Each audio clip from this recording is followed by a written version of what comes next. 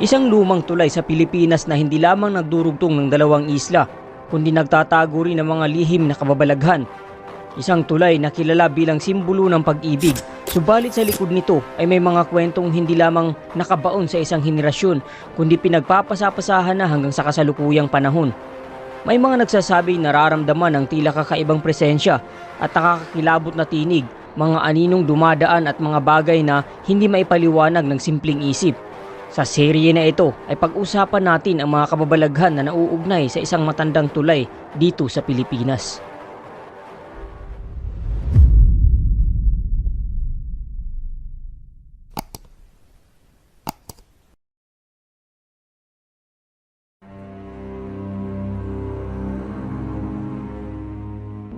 Noong panahon ng pamumuno ni Ferdinand Marcos Sr., itinayo ang pinakamahabang tulay sa Pilipinas, ang San Juanico Bridge. Nag-uugnay ito sa dalawang isla sa Pilipinas, ang Samar at Leyte.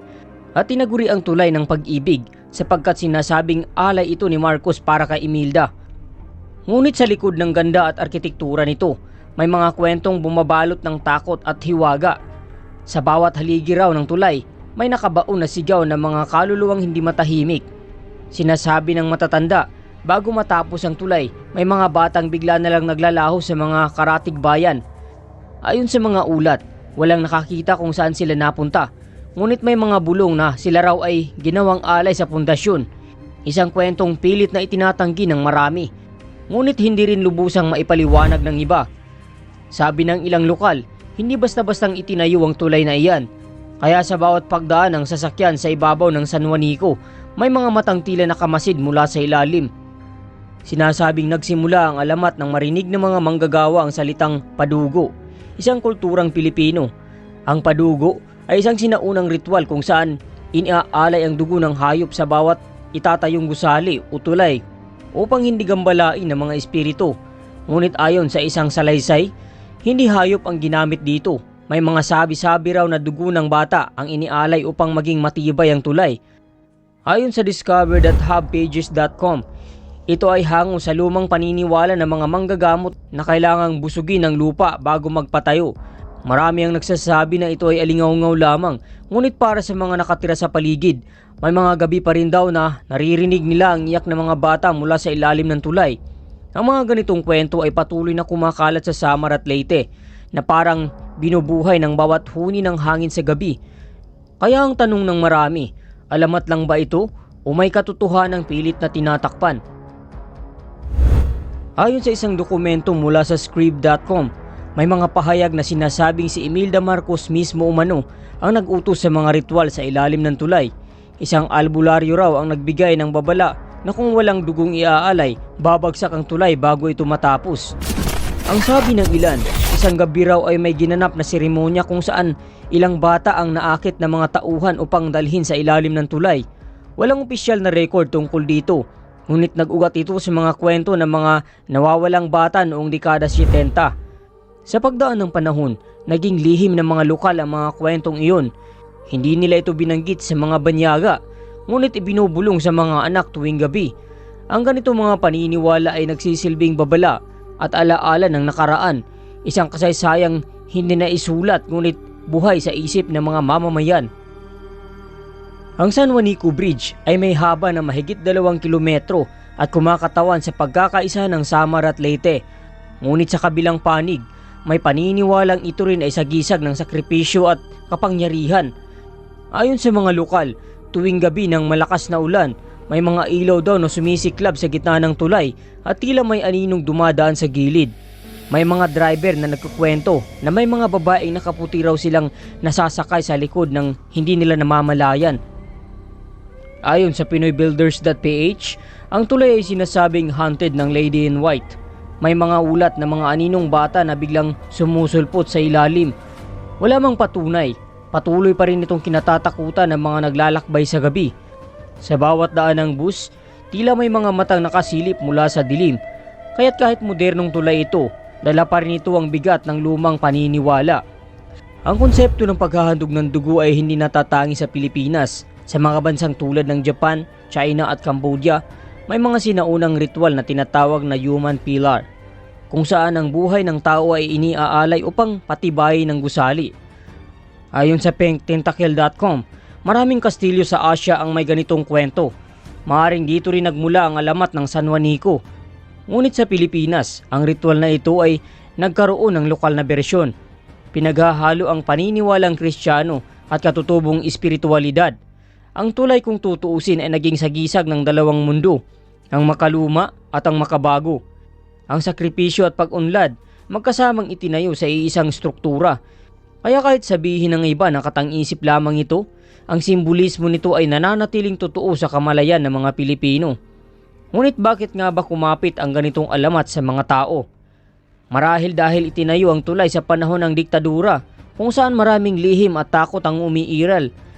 Ayon sa verafiles.org, ang proyekto ay ginamit bilang simbolo ng kapangyarihan at karangyaan ng rehimeng Marcos, habang sa ilalim nito, lumalaganap ang gutom at pang-aapi.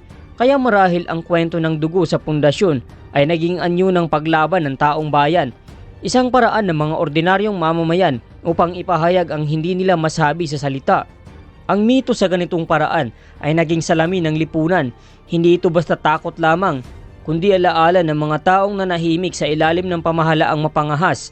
Kaya't bawat huni ng hangin sa tulay ay tila paalala ng isang panahong puno ng lihim. Sa kasalukuyan, isa ang San Juanico Bridge sa mga pangunahing tanawin ng bansa.